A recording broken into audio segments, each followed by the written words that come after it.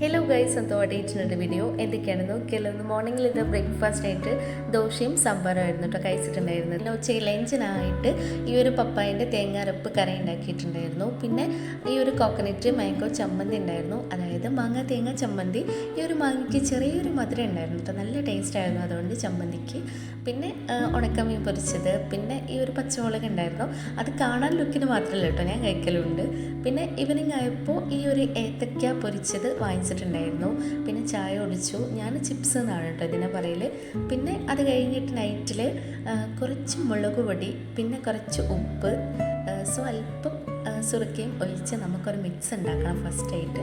അത് കഴിഞ്ഞിട്ട് നമ്മുടെ ഉച്ചയ്ക്ക് ചമ്മന്തിയിലേക്ക് എടുത്ത ആ ഒരു മാങ്ങ ഉണ്ടല്ലോ, അത് ബാക്കി ഇരിപ്പുണ്ടായിരുന്നു.